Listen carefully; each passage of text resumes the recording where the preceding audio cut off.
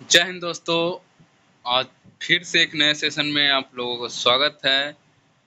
इस सेशन में आज हम देखेंगे इंडियन आर्मी में पूछे जाने वाले साइंस के क्वेश्चन, जो कि हमारा 25 क्वेश्चन है। इसमें से आपको गारंटी है कि 2 से 3 क्वेश्चन आपके एग्जाम में जरूर लड़ सकता है। ठीक है, तो चलते हैं आज के इस सेशन के पहले क्वेश्चन की ओर बढ़ते हैं। तो हमारा पहला क्वेश्चन है, प्रकाश का अपवर्तन किस कारण होता है। तो आपको ऑप्शन दिया हुआ है कि वेग में परिवर्तन के कारण, दिशा में परिवर्तन, ऊर्जा में परिवर्तन या फिर ताप में परिवर्तन के कारण। तो आपको राइट आंसर देना है कि इसका क्या राइट आंसर होगा। तो इसका राइट आंसर बता दें हम कि इसका राइट आंसर होगा वेग में परिवर्तन के कारण। ठीक है, अगले क्वेश्चन की ओर बढ़ते हैं। मानव शरीर की सबसे बड़ी ग्रंथि कौन सी है। तो आपको पता होगा कि मानव शरीर की सबसे बड़ी ग्रंथि कौन सा है, तो वह यकृत है। यकृत मानव शरीर का सबसे बड़ा ग्रंथि होता है। अगला क्वेश्चन की ओर बढ़ते हैं कि ध्वनि की गति सबसे अधिक किस माध्यम में होती है। तो बताना होगा आपको कि ध्वनि किस माध्यम में सबसे अधिक गति से चलती है। तो ऑप्शन दिए हुआ है ठोस में, द्रव में, गैस में या फिर निर्वात में। तो इसका राइट आंसर हो जाएगा ठोस में। आपको यह भी पता होना चाहिए कि निर्वात जो है इसमें ध्वनि गमन नहीं करता। ध्वनि को गमन करने के लिए किसी न किसी माध्यम की जरूरत पड़ती है। अगला क्वेश्चन की ओर बढ़ते हैं कि डीएनए का पूरा नाम क्या है। तो डीएनए का पूरा नाम क्या है, इसका राइट आंसर होगा डायोक्सी राइबो न्यूक्लियर एसिड, जो कि आपके कौन सा ऑप्शन में है। तो राइट आंसर हो जाएगा आपका आंसर नंबर बी। ठीक है, अगला क्वेश्चन देखेंगे कि न्यूटन का पहला नियम क्या कहलाता है। ये क्वेश्चन नेवी के एग्जाम में भी पूछा जा चुका है। न्यूटन का पहला नियम क्या कहलाता है। जड़त्व का नियम, त्वरण का नियम, क्रिया प्रतिक्रिया का नियम या गुरुत्वाकर्षण का नियम। तो इसका राइट आंसर हो जाएगा ऑप्शन नंबर ए, जड़त्व का नियम। ये क्रिया प्रतिक्रिया का नियम है, न्यूटन का तीसरा गति नियम का उदाहरण है। यह भी बहुत ही महत्वपूर्ण प्रश्न है। अगला क्वेश्चन की ओर बढ़े हैं कि मनुष्य के शरीर में कितनी हड्डियां होती है। तो आपको ये तो बात पता होगा कि मनुष्य के शरीर में कितनी हड्डियां है। तो इसका राइट आंसर ऑप्शन बी 206 हड्डी हो जाएगी। अगला क्वेश्चन है कि ओजोन परत कहाँ पाई जाती है। ओजोन परत कहाँ पाई जाती है, इसका ऑप्शन दिया है क्षोभ मंडल है, समताप मंडल है, मध्य मंडल है, आयन मंडल है। तो ओजोन परत है जो कि समताप मंडल में पाया जाता है। आपको यह बात भी जानना जरूरी है कि हमारा जो एरोप्लेन है वो समताप मंडल में ही उड़ता है, और ये क्षोभ मंडल है, इसमें मौसम का जो परिवर्तन होता है वो क्षोभ मंडल में होता है। आंधी तूफान वर्षा जो भी आते हैं ये क्षोभ मंडल में आती है। तो अगला क्वेश्चन देखेंगे, विद्युत धारा का एसआई मात्रक क्या है। विद्युत धारा का एसआई मात्रक क्या होगा, इसका राइट आंसर हो जाएगा ऑप्शन नंबर सी, एम्पियर।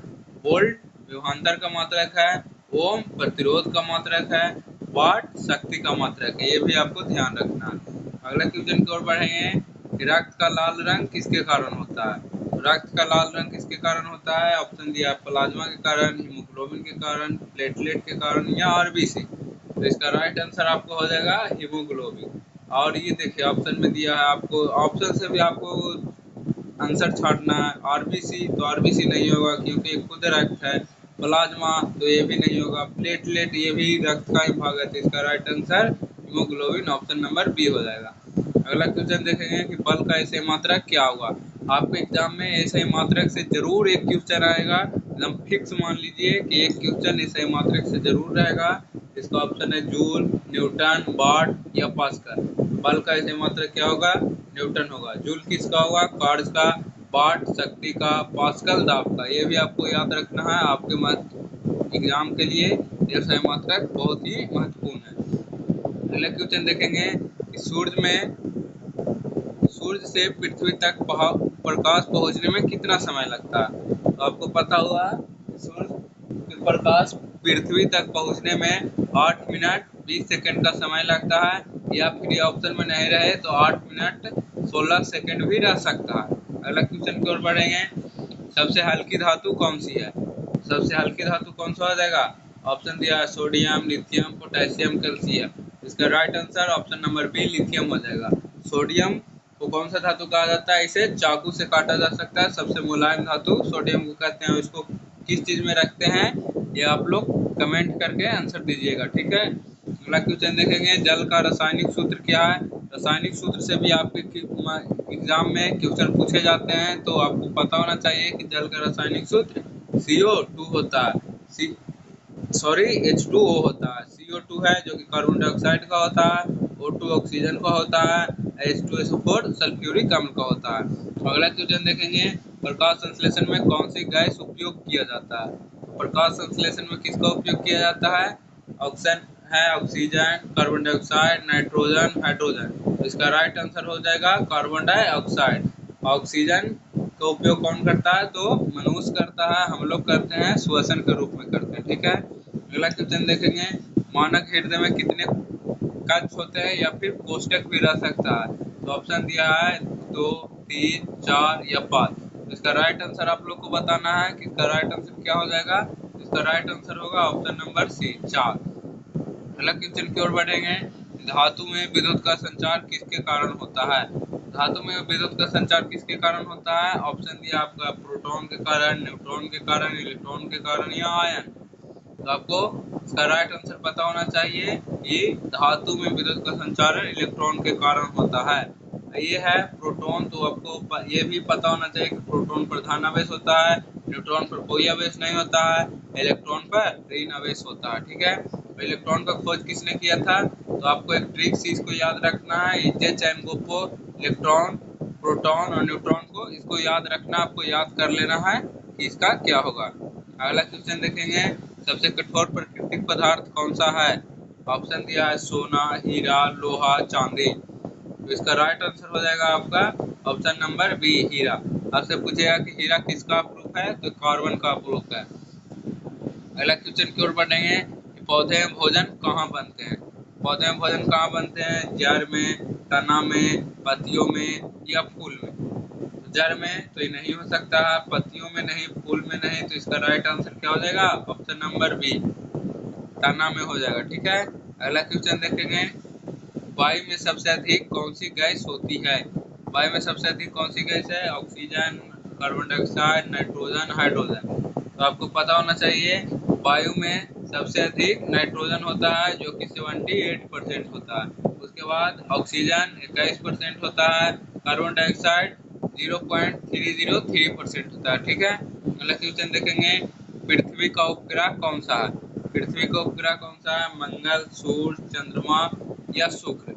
मंगल तो खुद ग्रह है, शुक्र क्या है आपको बताना है, शुक्र ग्रह है या तारा है। तो आपको पता होना चाहिए शुक्र है जो कि एक तारा है। और इसका पृथ्वी का उपग्रह कौन है, चंद्रमा है। आपको यह भी पता होना चाहिए कि शुक्र का कोई भी उपग्रह नहीं है। ऊर्जा का ऐसे मात्रक क्या है।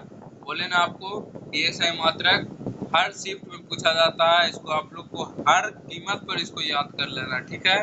ऊर्जा के सही मात्रक न्यूटन, जूल, वाट, पास्कल। आगे आप लोग को बताए भी थे कि ऊर्जा के सही मात्रक क्या होगा। इसका राइट आंसर हो जाएगा ऑप्शन नंबर बी, जूल, ठीक है। अगला क्वेश्चन, अम्ल का स्वाद कैसा होता है। तो आम का स्वाद आप लोग को बताना है, मीठा, खट्टा, कड़वा या नमकीन। तो आप लोग को आमला खाए हैं ना, आमला, उसका स्वाद कैसा होता है, मीठा होता है, खट्टा, कड़वा या नमकीन होता है। तो आम का स्वाद है जो कि कैसा होता है, खट्टा होता है। अगला क्वेश्चन देखेंगे, तापमान का ऐसा मात्रक क्या है। इस सीरीज में हमने आप लोग को 4 से 5 जैसे मात्रक बताए हैं, जैसे सबको आपको याद रख लेना है, ठीक है। तापमान का क्या होगा, सेल्सियस, फ़ारेनहाइट, केल्विन या जूल। आपको सभी तापमान का ही देखने में लग रहा होगा कि सेल्सियस भी है, फ़ारेनहाइट भी है, केल्विन भी है, जूल भी है। तो आपको इसका राइट आंसर पता होना चाहिए, कंफ्यूज नहीं होइएगा। इसका right answer option C, kelvin हो जाएगा, ठीक है। अगला क्वेश्चन देखेंगे, पाचन क्रिया कहाँ शुरू होती है। पाचन क्रिया कहाँ से शुरू होता है, पेट से या हाथ से या मुंह से या कृत से। तो पाचन क्रिया हम लोग का शुरू हो जाता है कहाँ से, मुंह से, जो कि ऑप्शन नंबर सी में दिया हुआ है। अगला क्वेश्चन देखेंगे, और इस सेशन का हमारा आज का अंतिम क्वेश्चन भी है, ये कौन सा लाल ग्रह कहलाता है। लाल ग्रह किसे कहते हैं, शुक्र को, मंगल को, बृहस्पति को या फिर शनि को। तो आपको इसका कमेंट में आंसर देना है, जो कि अंतिम क्वेश्चन है। ऐसे हम बता देते हैं आपकी जानकारी के लिए कि मंगल ग्रह को लाल ग्रह कहा जाता है, और पृथ्वी बृहस्पति है जो कि सबसे बड़ा ग्रह है, शनि दूसरा सबसे बड़ा ग्रह है, शुक्र इसका कोई भी उपग्रह नहीं होता है, और ये जो पृथ्वी है, पृथ्वी जिसपे हम लोग निवास करते हैं, इसे नीला ग्रह कहा जाता है। ठीक है, तो आज का सेशन आप लोगों को कैसा लगा जरूर बताइएगा। ये सब आपको कैसा लगा, आप लोग इसका पूरा याद कर लीजिएगा। धन्यवाद, जय हिंद। चैनल को लाइक एंड सब्सक्राइब जरूर कीजिएगा। धन्यवाद।